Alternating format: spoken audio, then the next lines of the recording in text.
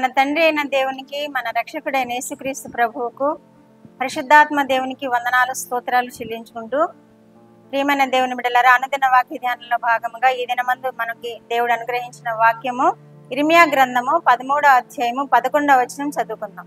నాకు కీర్తి స్తోత్ర మహిమలు కలుగుటకై వారు నాకు జనముగా ఉండునట్లు నేను ఇశ్రాయేలు వంశస్థులనందరినీ యూదా వంశస్థులనందరినీ నడికట్టు నరుని నడుము నాకు అంటియున్న రీతిగా నన్ను అంటియుండ చేసి తిని, కాని వారు నా మాటలు వినకపోయి ఉన్నారని యెహోవా సెలవిచ్చుచున్నాడు.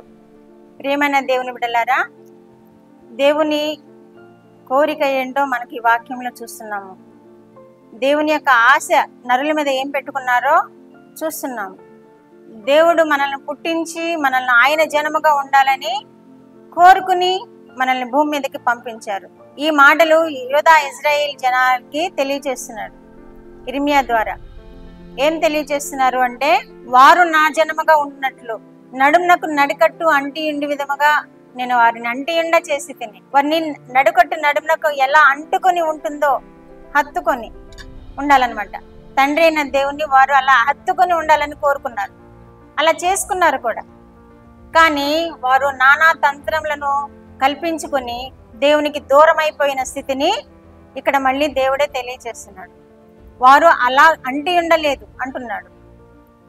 ఎలా అంటి ఉండలేదు? నడుమునకు నడికట్టు అంటి ఉండే విధముగా నేను కోరుకున్నాను వారు ఉండాలని, కానీ వారు అలా అంటి ఉండలేదు అంటున్నాడు.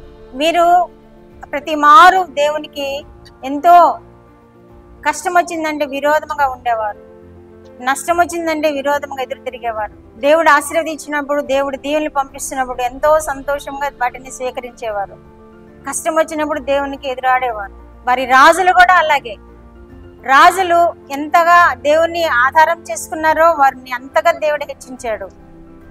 కొంతమంది రాజులు ఎంతగా ద్వేషించారో దేవుడు అంతగా వారిని శిక్షించాడు. రాజుల్ని మాత్రమే కాదు, ఆనాటి ప్రజలను కూడా.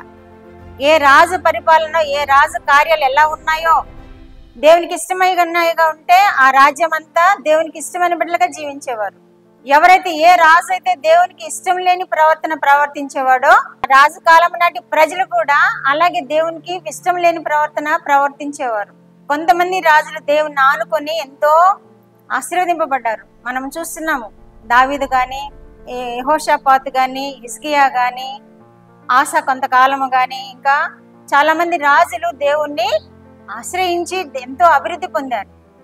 ఆశ్రయించకుండా ఉన్నవారు కూడా ఉన్నారు. వారు ఎవరంటే, 2వ దినవృత్తాంతముల గ్రంథము 28వ అధ్యాయము 2వ వచనములో ఈ ఆహాజు ఏం చేశాడంటే, బయలుదేవతలకు పూజ చేశాడు. బయలుదేవతలకు బలులు అర్పించాడు. వారి విగ్రహాలకు పూజ చేశాడు. ఇంక అంత మాత్రమే కాదు, మనిషి తండ్రి ఎంతో దేవుణ్ణి ఆశ్రయించి ఎంతో అభివృద్ధి పొందాడు, క్షేమంగా ఉన్నాడు. కానీ ఈ మనిషి మాత్రం విగ్రహాలకు పూజ చేస్తూ వచ్చాడు, విగ్రహారాధన చేస్తూ వచ్చాడు. ఆ ప్రజలు కూడా విగ్రహారాధికులుగా తయారయ్యేటట్లు ఈయన కల్పించాడు. కొంతమంది దేవుని ఆశ్రయించిన వారు విగ్రహాలను తొలగించారు, బలిపీఠాలను తొలగించారు, విగ్రహాలను తుత్తునీలుగా చేశారు, దేశాన్ని క్షేమంగా ఉంచుకున్నారు.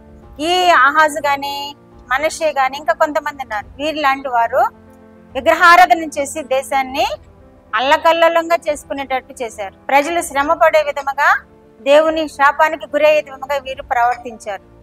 అందుకనే దేవుడు చెప్తున్నాడు ఈ మాటలు. ఏమని? నడుమునకు నడికట్టు అంటి ఉండే విధముగా నేను వారిని అంటియుండ కోరి తిని, కానీ వారు ఆ విధముగా లేరు అంటున్నారు. లేకపోతే నష్టం ఎవరికి? ప్రజలకే.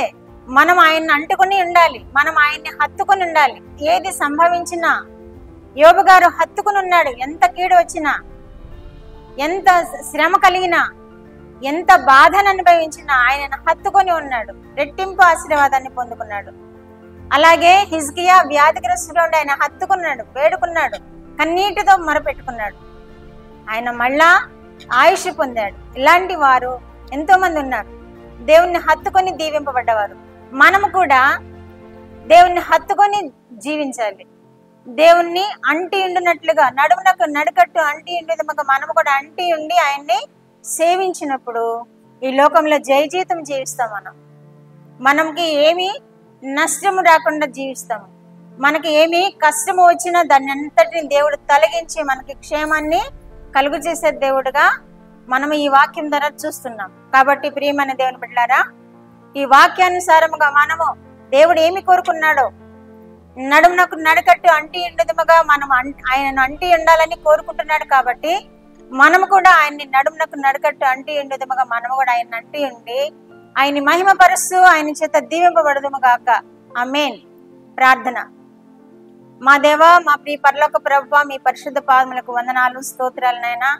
మా రక్షకుడైన యేసుక్రీస్తు దేవా మీకు స్తోత్రాలు, పరిశుద్ధాత్మ దేవా మీకు స్తోత్రాలు. ఇచ్చిన వాక్యమును బిడ్డలు విన్నారు ప్రభువా. మిమ్మల్ని హత్తుకొని జీవిస్తే ఏం మేలులు పొందుతారో, మీకు విరోధముగా జీవిస్తే ఎంత నష్టపోతారో ఈ వాక్యం ద్వారా మాకు నేర్పినందుకు మీకు స్తోత్రాలు ప్రభువా. బిడ్డలందరినైనా మిమ్మల్ని హత్తుకొని మీ దీవెనలు పొందుకొని ఆశీర్వాదకరమైన జీవితాలు జీవించడానికి బిడ్డలను మీరు ఆశీర్వదించు దేవుడవని మీకు వందనాలు, స్తోత్రాలు చెల్లించుకుంటూ యేసుక్రీస్తు వారి పేరిట మనవులు మీ పాదముల యొద్ద వేడుకుంటున్నాను పరమ తండ్రి. ఆమేన్.